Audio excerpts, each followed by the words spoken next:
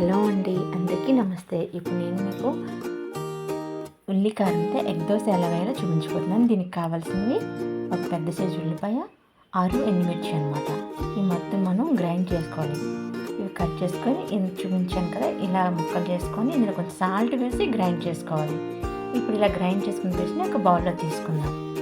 ఇది చాలా టేస్ట్గా ఉంటుంది, చాలా బాగుంటుంది. మీరు ఒకసారి ట్రై చేయండి. ఇలా బౌల్లో తీసుకున్న తర్వాత మనం ప్యాన్ని ఆన్ చేసుకుందాం. హీట్ అయిన తర్వాత కొంచెం ఆయిల్ వేసి, ఆయిల్ మొత్తం ఆయిల్ వచ్చేసి ఒక గరిటె దోశని తీసుకోండి పిండి.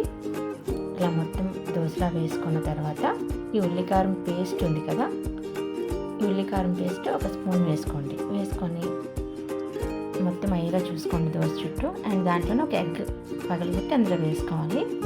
ఎగ్ మొత్తం రౌండప్ చేయండి. దోశ అంతా పట్టిలో ఎగ్ అంతా వేసుకోండి. ఒక 2 నిమిషం నుంచి బ్యాక్ చేయండి.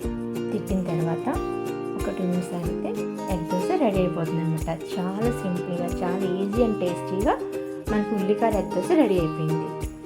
ఈ ఎగ్ దోశ తింటే చాలా బాగుంటుంది. ఇది కూడా మా అత్తయ్య గారు నేర్పించారు నాకు. నెల్లూరు స్పెషల్ అనమాట ఉల్లికారంతో. దీంట్లో చట్నీ నంచుకోండి. అండ్ ఉల్లికారం కూడా మన చట్నీలో ఇలా నంచుకోవచ్చు. ఇది కూడా టేస్ట్ చాలా బాగుంటుంది. మీరు ఒకసారి ట్రై చేయండి. చేసి ఎలా వచ్చిందో కామెంట్ రూపంలో తెలియచేయండి. Thank you for watching.